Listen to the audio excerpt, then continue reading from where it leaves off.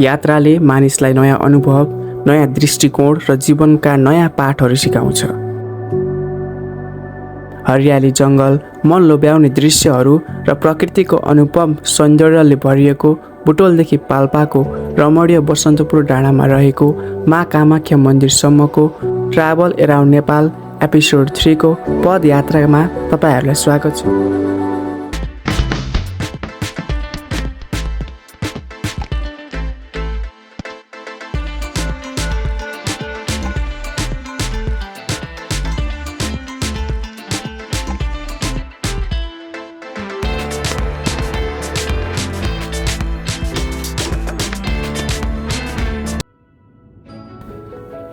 आजको हाम्रो यात्रा बुटोलबाट सुरु हुन्छ।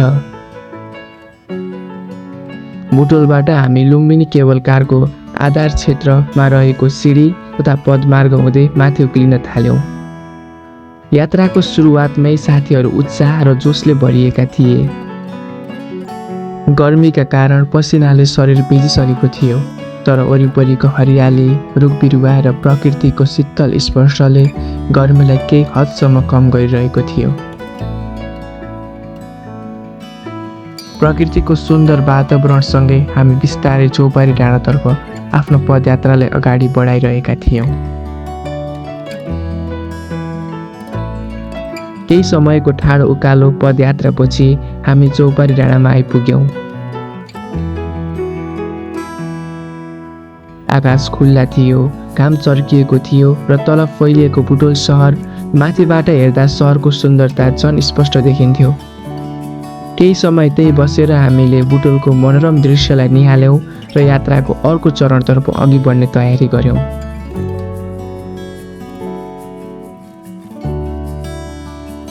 वेल दर्शक नमस्ते, इट्स मी अमृत।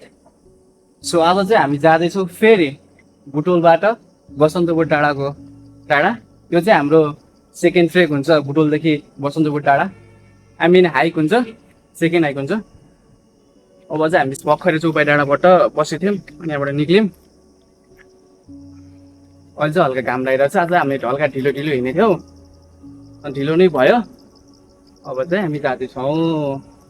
त्यो क्यान्सी भ्यू, ब्याकग्राउन्ड भ्यू है, यस्तो बवाल छ नि यहाँ पनि।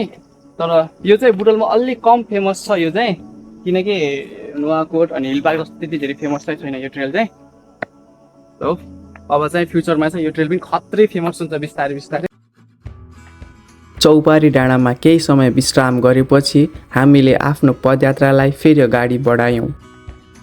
चारैतिर फैलिएको हरियाली र तल फैलिएको बुटोल सहरको दृश्यले यात्राको सुरुवातलाई अझ विशेष बनाइदिएको थियो। हरियाली जङ्गलको बीच बाटो हुँदै यात्रा गर्दा वातावरण निकै शान्त र मनमोहक थियो। हामी साथीहरू पुराना दिनका रमाइला पलहरू, कलेज जीवनका सम्झनाहरू र विभिन्न अनुभवहरू साटासाट गर्दै अगाडि बढिरहेका थियौँ। बर्खाको मौसम भएकाले चारैतिर हरियालीले ढाकिएको थियो। रुख बिरुवाहरूमा पलाएका नयाँ मुना र ताजा पातहरूले जङ्गललाई झन् जीवन्त र सुन्दर बनाएका थिए। जब मैले रुखका बलिया लहराहरू देखेँ तब केही क्यालिस्थेनिक अभ्यास गर्ने इच्छा जाग्यो। फिटनेस मेरो जीवनशैलीको एक हिस्सा भएकाले जहाँ उपयुक्त ठाउँ देखिन्छ त्यहीँ केही अभ्यास गर्न मन लागिहाल्छ। प्रकृतिको त्यो अनुपम दृश्यले हाम्रो यात्रामा नयाँ ऊर्जा थपिरहेको थियो।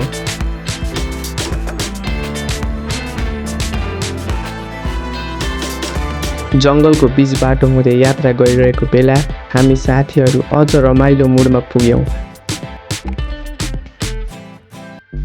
हामीले साथमा ल्याएको स्पिकरमा गीत बजायौँ र प्रकृतिको काखै रमाउँदै नाच्न थाल्यौँ।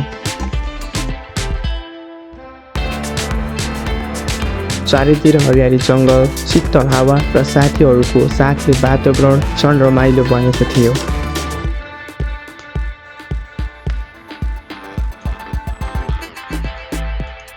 केही समयका लागि हामी दैनिक जीवनका सबै चिन्ता बिर्सेर सङ्गीत, हाँसो र रमाइलोमा हरायौँ। त्यो क्षणमा हामी केवल यात्रा गरिरहेका थिएनौँ, हामी प्रकृतिसँग जोडिएर प्रत्येक पललाई खुलेर बाँचिरहेका थियौँ।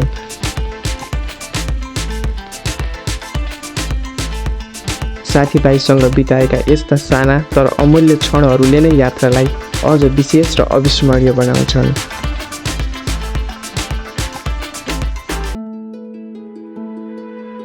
ढलेको रुखहरूमा पुगेर हामीले आफ्नो आत्मविश्वास र हिम्मतलाई पनि परीक्षण गर्यौँ। यसले हामीलाई आफ्नो डरलाई सामना गर्न र आत्मबललाई अझ मजबुत बनाउन प्रेरित गर्यो।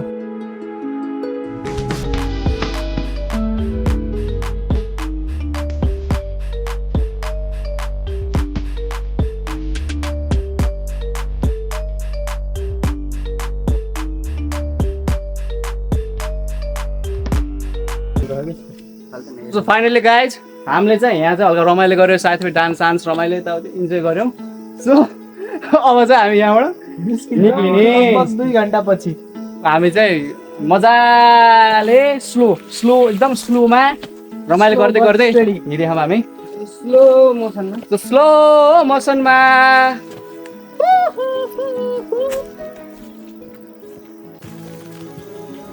केही समयको उकालो यात्रापछि हामीले साथमा ल्याएको खाजा नास्ता खायौँ।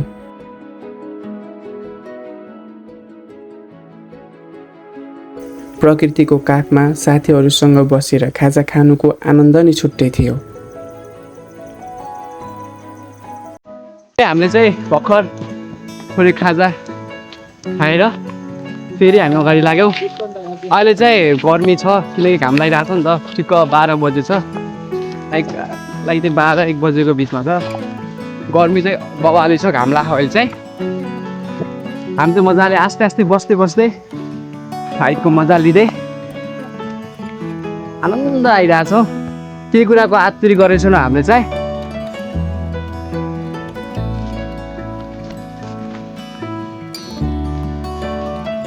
चारैतिर हरियाली जङ्गलको बिचमा रहेको घाँसे मैदानको बाटो हुँदै हाम्रो पदयात्रा अघि बढिरहेको थियो। प्रकृतिको शान्त बाटो, मनमोहक दृश्य र विविधताले भरिएको वातावरणले मनलाई अझ जीवन्त बनाइरहेको थियो। प्रकृतिका विविध रूपले हरेक क्षण नयाँ अनुभव र नयाँ अनुभूति दिइरहेको थियो। माथि हेर्दा आकाशमा उडिरहेको केबल कार देखिन्थ्यो। सुकेका रुखहरूको बिचबाट देखिने केबल कारको दृश्यले प्रकृति र आधुनिकताको सुन्दर सङ्गम देखाइरहेको थियो। सुकेका रुखहरूको बिचबाट उडिरहेको केबल कार हेर्दा मानौ ती रुखहरू स्वयं प्रकृतिले सजाएर राखेको कुनै कलाकृति जस्तै देखिन्थ्यो।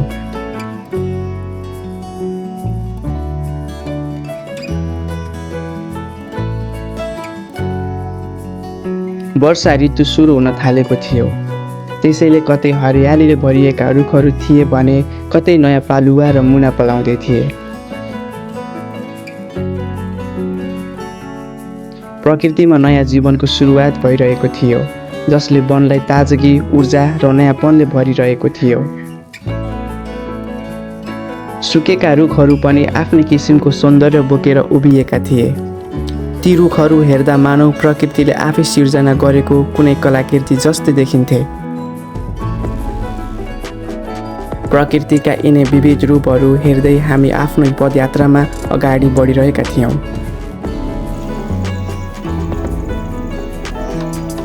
हरेक मोड र हरेक दृश्यले यात्रामा नयाँ अनुभूति थपिरहेको थियो। यस सुन्दर प्राकृतिक वातावरणले हाम्रो पदमार्गलाई झन् विशेष बनाएको थियो।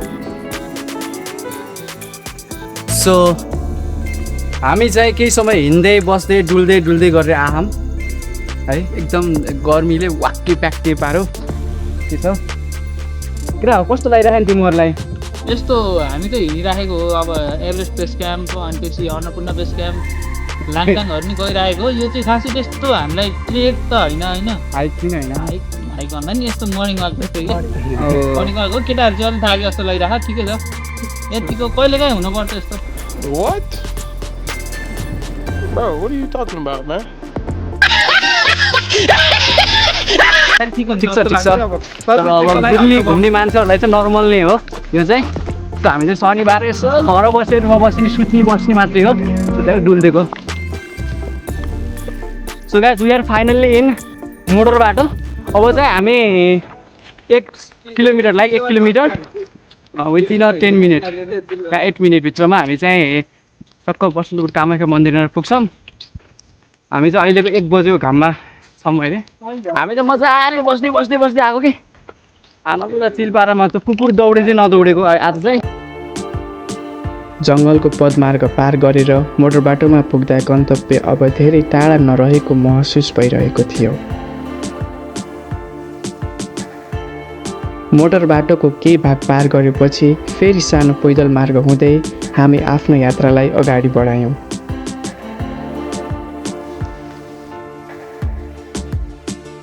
केही समयको हिँडाइपछि अन्त हामी बसन्तपुर डाँडामा अवस्थित पवित्र कामाख्या मन्दिर परिसरमा आइपुग्यौँ। छिर्दैछन् केटाहरू यहाँ बल्ल बल्ल म के हुन्छ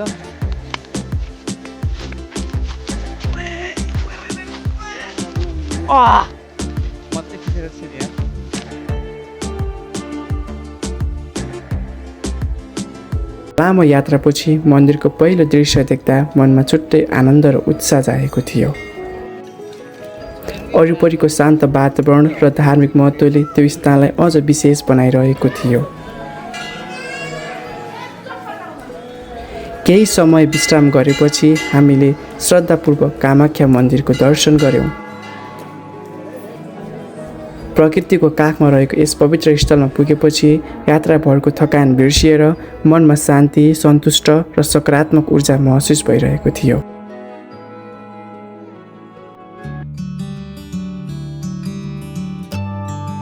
प्रकृतिको काखमा रहेको यस पवित्र स्थलमा पुगेपछि हाम्रो पदयात्राको थकान बिस्तारै हराउँदै गएको थियो।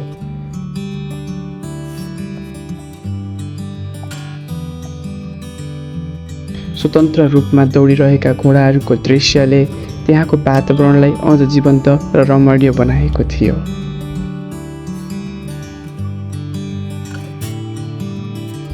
केही समय हामीले बसन्तपुर डाँडाको मनोरम दृश्य निहाल्यौँ।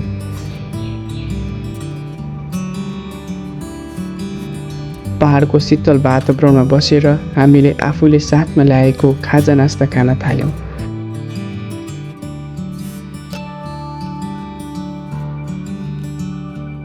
सो फाइनल्ली चाहिँ हामी चाहिँ यहाँबाट चाहिँ अब निक्लिन थालेको। यहाँबाट सर्टकट रहेछ यहाँ गेट्ने र यो केबल खारको थोरै तलबाट यहाँबाट चाहिँ हामी सर्टकट निक्लेर त्यसपछि चाहिँ अब हामी तल जान थालेको।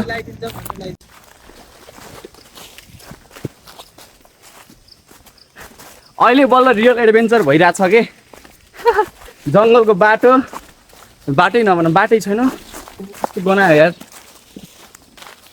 बाटो भेट्यो पनि केटा हो तिमीहरूले त्यो भेटेको छैनौ अन्दाजको भरमा हिँड्दैछौ। तल बुटुल छ भने थाहा ए तल बुटुल छ भने थाहा छ। हामी चाहिँ अब निक्लिसक्यौँ बाटोमा आउँदा यस्तै छ। ए यस्तो छ कि बाटो त खाइरे केटा आइजाऊ है एक कुन्टा गरेर आइजाऊ है आछौ नि। अस्ति हामी आउँदा त्यस्तो बाटो थिएन अनि फेला पारेर हामीले चाहिँ आज चाहिँ त्यहाँको एउटा पुजारीजीले चाहिँ भनिदिनु भयो भाइहरू यताबाट जाऊ तिमीहरूले यताबाट लाभो पर्न सक्छ डाइरेक्ट त्यहाँ गेटबाट के अरे त्यहाँनिर तल गेट छ एउटा अनि त्यहाँबाट जाऊ भन्नुभयो। सो हामी त्यहाँबाट चल्दियौँ जसले गर्दा हामीलाई चाहिँ अलि लाइक 1 किलोमिटर यतै सर्टकट पर्छ कि यहाँबाट चाहिँ तर बाटो चाहिँ छैन फेरि हामी छ तर स्याउला छ के यस्तो छ है।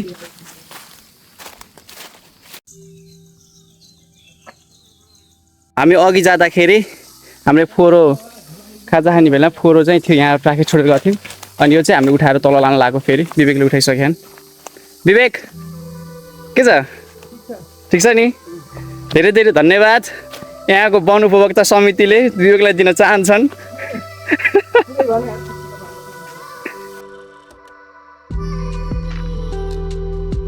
साँझ पर्न थालिसकेको थियो। घाम बिस्तारै अस्ताउँदै थियो र आकाशले आफ्ना रङहरू परिवर्तन गर्न थालेको थियो। तलको बुटोल सहर पनि बिस्तारै अँध्यारोको काखमा हराउँदै थियो। हामी फेरि चौपरी डाँडामा आइपुग्यौँ र केही समय त्यहीँ बसेर साँझको बुटोल सहरलाई निहाल्यौँ।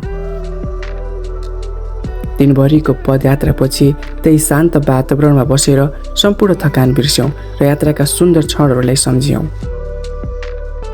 यहीसँगै हाम्रो ट्राभल एराउन्ड नेपाल एपिसोड 3 को यात्रा समाप्त हुन्छ। अर्को रोमाञ्चक यात्रामा फेरि भेटौँला।